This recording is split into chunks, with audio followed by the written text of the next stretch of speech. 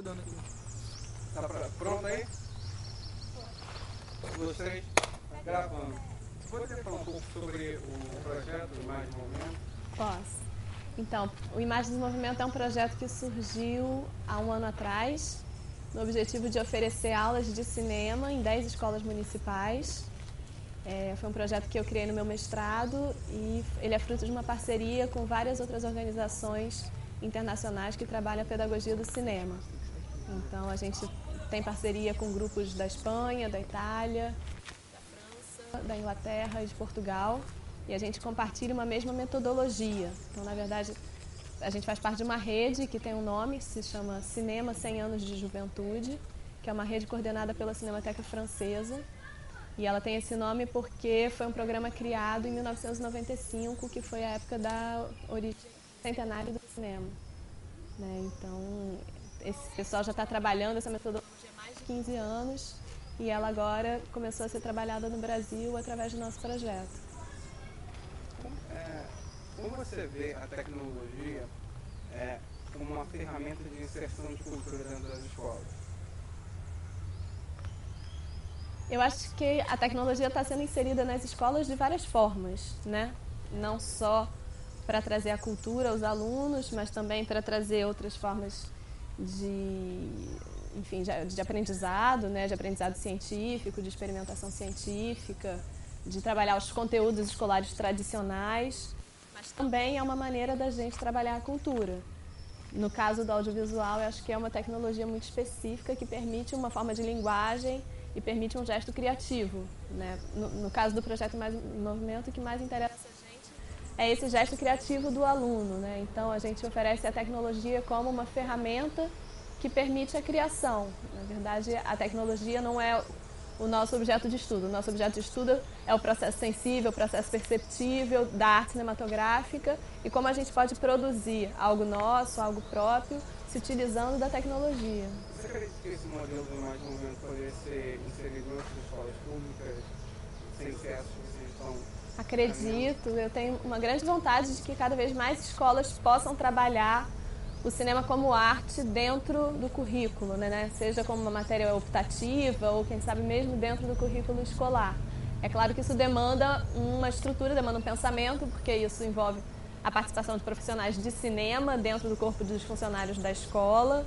E para que isso aconteça em larga escala, vai ser necessário criar uma formação dos professores tradicionais, pedagogos, uma iniciação deles à arte cinematográfica, né? Para que eles possam se aproximar... Me enrolei. Corta aí e bota alguma coisa no meio. Para que eles possam se apropriar tanto da técnica necessária quanto das questões que dizem respeito a essa arte, né? Para que eles entendam mais essa arte, para que eles possam propor aos alunos uma abordagem do cinema enquanto arte, né? Não só trabalhar os filmes em sala de aula para a gente pensar conteúdos das disciplinas, né? Pensar as questões históricas que os filmes abordam, pensar as questões geográficas que os filmes abordam, mas trabalhar o filme em si, o filme enquanto obra, né? O que o diretor fez, como que ele fez, o que esse filme gera na gente. Então, eu acho que é todo um estudo, a gente está experimentando uma metodologia possível para entender como é que é essa iniciação ao cinema, né? Como é que a gente traz um aluno para esse universo que é tão amplo, que é tão vasto, que é o universo do cinema. Qual é a relação das crianças quando elas começam a pegar nas câmeras, refletores, não sei se elas estão estudando outras coisas no cinema, não sei. E como é essa coisa da criança quando ela começa a produzir? Ela vê aquele mundo que ela só vê pela TV, de construção, de fantasia, e ela agora faz isso. Ela começa a ver que ela pode produzir também. Tem reações das mais diversas, né? Tem o encantamento, tem a euforia de pegar num equipamento, tem a euforia de descobrir que o zoom permite uma aproximação que o olhar, né, do ser humano não faz, que um desfoque pode gerar uma imagem completamente diferente da que eu vejo a olho nu. Tem essa animação, tem uma vontade, às vezes, de fazer igual ao que eu vejo na TV. E aí é muito legal, porque eles acabam fazendo uma coisa necessariamente diferente, porque nunca se faz igual. E a gente trabalha sobre isso, a gente trabalha sobre essa outra coisa que se cria. Tá gravando?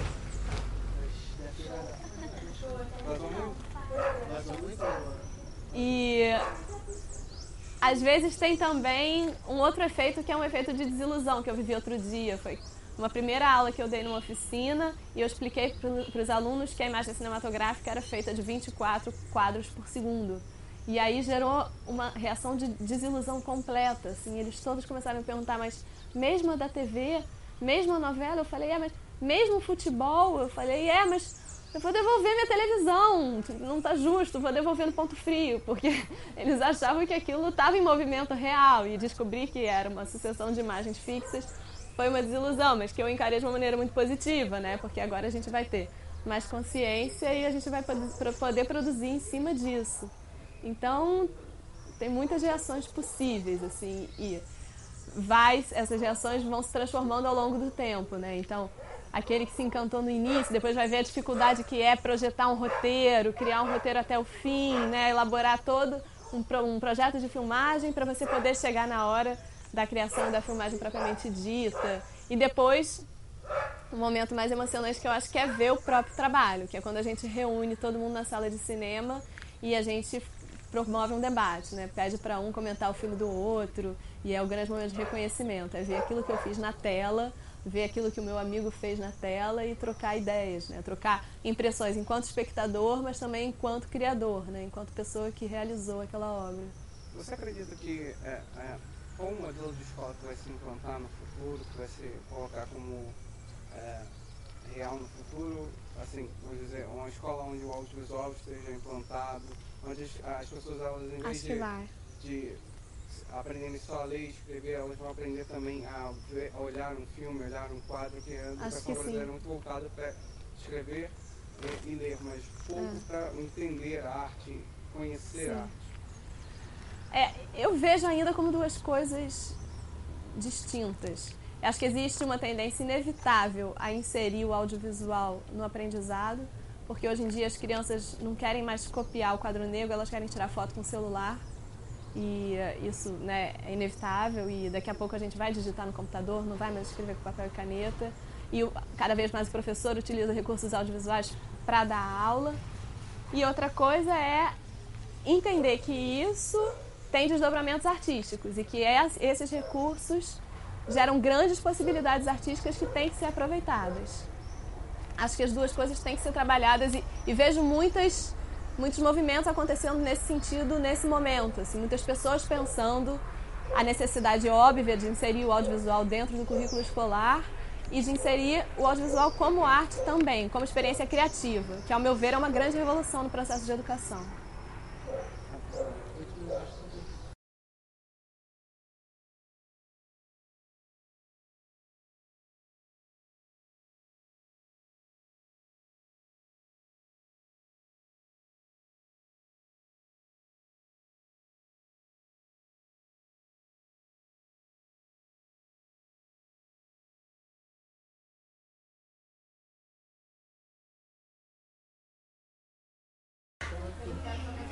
Por que você quis participar desse projeto? Porque eu achei interessante. Gostei muito que a Ana me falou, chegou pra mim, falou que é uma coisa muito interessante mostrar para as pessoas que uma coisa que você pode fazer é aquilo dali para seguir sua vida. Achei muito interessante, não só para mim, mas ficar com todo o meu colega, para você saber mais um pouco para saber mais um pouco de mim. Acho que foi isso, achei muito interessante, gostei, vi ali, bati, porque assim, eu já tinha feito, mas não aqui na escola. E logo com uma professora dessa, que ela é muito legal, aí por isso eu pensei assim, eu vou fazer, para saber o que eu tenho em mim. Achei por isso. Você pretendia, sabe? Pretendo. A questão dele, o tema do roteiro dela. Qual o tema do seu roteiro? Acho de gente que se droga, aquelas, assim, uma coisa que é o tráfico na favela. Que ele não tem caminho para onde ir, ele encontra a perseguição e, assim, as polícias vêm atrás dele, aí ele não tem para onde ir, ele pega um refém e, tipo, ele vai... Eu sei que, assim, no final ele morre, basicamente da história, que no final ele morre e fala que foi ali onde ele encontrou o caminho das rosas, que é a morte dele. Que ele se arrepende de tudo que ele tem feito. Essa é a nossa história, mas não é essa. Mas essa é um pedaço dela. Obrigado. Foi essa.